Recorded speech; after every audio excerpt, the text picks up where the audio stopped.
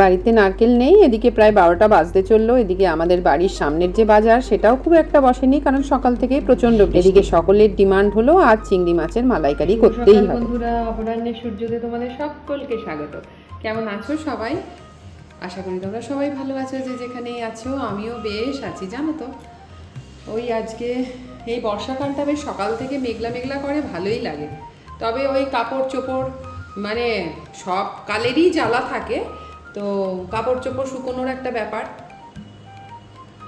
তো ওপরে এসেছি, ওয়াশিং মেশিনটা চালিয়ে দিয়ে এবার তুলসী মঞ্চে যেরকম আর কি পুজো করি, তুলসীর পুজো, সূর্য পুজো, তারপরে পঞ্চবটির পুজো, যা যা করার করব।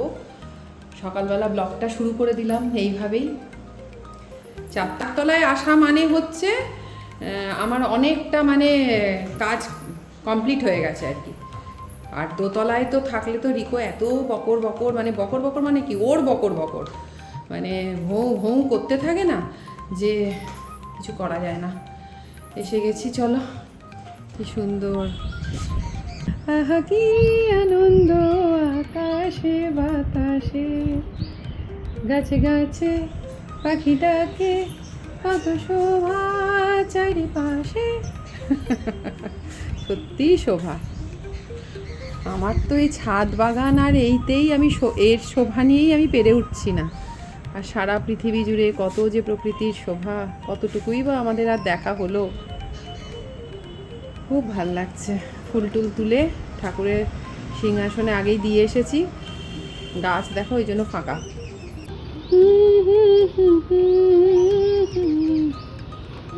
কি সুন্দর দেখো, থোক ফুটেছে, খুব ভালো লাগছে। আর মানি প্ল্যান্টটা দেখো তরতরিয়ে। শীতকালে যেন সেই ছাল চামড়া, আমাদের শরীরের ছাল চামড়া যেমন ওঠে, ঠিক ওরও তাই ওরকম দশা হয়ে গেছিল, তাকানো যেত না। সবুজ গাছে গাছ। আমার ছেলেরা কি বলে জানো, আমি নাকি বাড়িটাকে সুন্দরবন তৈরি করেছি। কি বলবে, কি বলবে বলো ওদের কথা। আমি নাকি বাড়ির আশপাশটাকে নাকি সুন্দরবন তৈরি করে দিয়েছি। আমি বললাম ভালোই তো, আর পয়সা খরচা করে সুন্দরবন যেতে হবে না। আর বাঘটাকে বলছে, বাঘটা তুমি। পিছনে লাগে জানো। চলো, অনেক কাজ বাকি। দুপুরের রান্না সারা, এবার পুজো করে রাতের মেন রান্নাটা করেই রাখবো এবেলায়। তারপর টুকটাক যদি করতে হয় জ্যোৎস্না করে নেবে। আমার আবার রাতে রান্না করতে একটুও ভালো লাগে না, যদিও আমি প্রতিদিনের সব রান্না কিন্তু করিও না। আমার হেল্পিং হ্যান্ড বোন আছে, ওই করে। মেন রান্না, ভালো ভালো রান্নাগুলো আমাকেই করতে হয়। আজকে হয়েছে দেখো লাউ চিংড়ি, নিম বেগুন ভাজা, আর ভাত তো রয়েছে, পটল আলু দিয়ে কাতলা মাছের ঝোল, মুসুরির ডাল। আবার ওইদিকে কাতলা মাছেরই আর একটা প্রিপারেশান, যেটা আর কি আমার মা আর হ্যাপি আর কি কাতলা মাছের ওই রকম পটল আলুর ঝোল এগুলো পছন্দ করে না, ওদের জন্য আবার ওই মশলা দিয়ে একটু ভাজা ভাজা মতো করে দিয়েছি। আমাদের বাড়িতে এই এক জ্বালা, জানো তো। কার কার বাড়িতে তোমাদের আছে বলো তো এরকম জ্বালা, যে একই মাছ হয়তো 2 পদে হবে, মানে এটা খায় না, ওটা খায় না। আবার অনেক সময় এই কাতলা মাছ খায় না, তো এই মাছ খায় না, ও চিকেন খায় না, তো এই মাটন খায় না। এক একজনের জন্য এক এক রকম করতে হয়।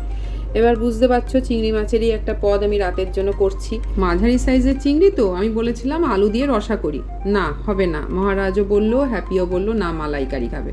তো মালাইকারি করব, ঠিক আছে, কিন্তু বাড়িতে কিন্তু নারকোল নেই। এদিকে আমি তো দেখতেই পেলে চিংড়ি মাছটাকে হালকা করে একটু সাঁতলে নিয়ে গোটা গরম মশলা ফোড়ন দিয়ে, তারপরে পেঁয়াজ বাটা, আদা বাটা, রসুন বাটা, টমেটো বাটা। আমি টমেটোটাকে একটু বেটে দিই। টমেটো অনেকে দেয় না, আমি কিন্তু দিই, কারণ একটু টকটক আমার ভালো লাগে, মানে নুন মিষ্টি ঝাল টকটক বেশ একটু ভালো লাগে।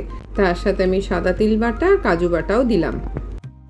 এবার ফ্রিজ খুলে দেখছি যে নারকেল নেই। এবার বাজারও উঠে গেছে, প্রায় 12টা 12:30 বেজে গেছে। নারকেল কোথায় পাবো? তখন এইটাকে ব্লিঙ্কিট করে নিয়ে আসা হলো, হোমমেড ডাবরের কোকোনাট মিল্ক। এটা দিয়ে আগেও কিন্তু আমি করেছি এরকমই আর কি সিচুয়েশানে, যে করতেই হবে অথচ বাড়িতে নারকেল নেই। তখন খুব ভালো হয়। অনেকে বলে তো যে নারকেল দিয়ে ভালো, মানে নারকেল দূর বাবা, এই খালি প্লেন আর প্লেন। আমি ভিডিও অন করে ভয়েস করতে গেলেই প্লেনের যে কি সমস্যা, মানে সব কাজেই বাধা আর কি। তো যাই হোক, আমার নারকেলটা যখন থাকে না আমি এইটা দিয়ে কাজ চালাচ্ছি। আর ডাবরের কিন্তু আবার তোমার কোকোনাট ডাস্টও পাওয়া যায়, ওটা দিয়েও অনেক কিছু রান্নায় আমি দিই। এটা খুব ভালো খেতে, একদম বোঝাই যায় না যে আমি নারকেল থেকে কারেন্টলি দুধ বার করলাম না।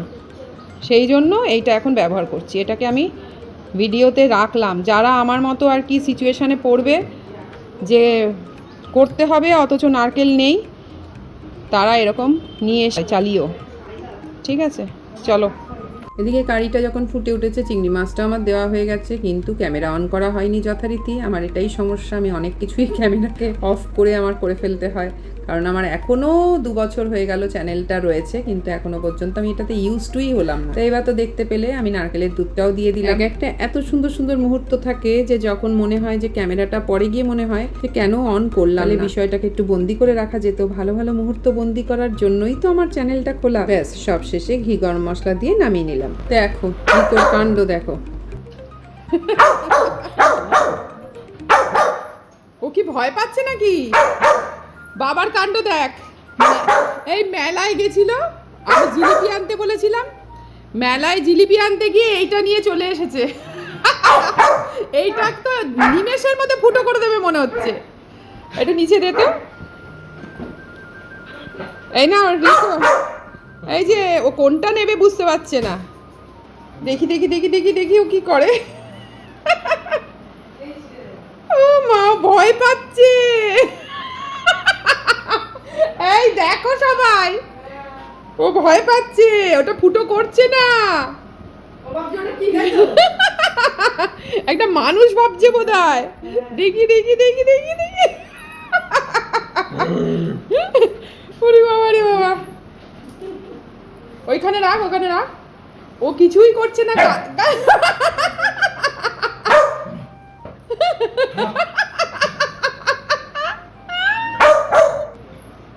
একটু নাড়িয়ে দে।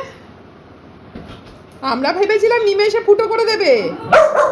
না না, পুতুলটার মহাভাগ্য, পরম আয়ু।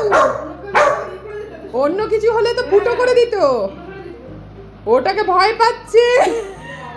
এইটা কি হবে? এটা কি নেবে? এটা কি নেবে? আমি বললাম এইসব প্লাস্টিকের পুতুল ওদের পক্ষে ঠিক না। তো মা ওটা টাচই করছে না, ভয় পাচ্ছে। এটা কে?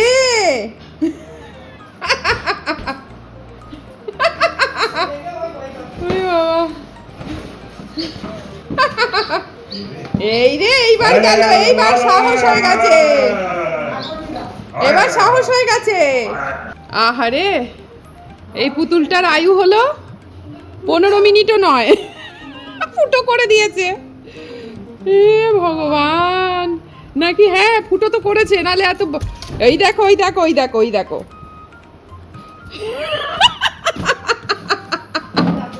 দিল 12টা বেজে, হয়ে গেছে 15 মিনিটে পুতুলের দফা রফা।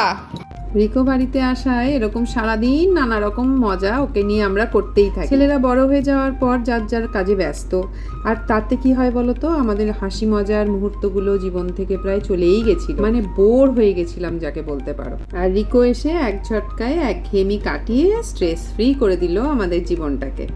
চলো বন্ধুরা, আজকের মতো এতটুকুই। দেখা হচ্ছে তোমাদের সাথে আবার পরের ব্লগে। তোমরা ততক্ষণ সবাই খুব ভালো থেকো।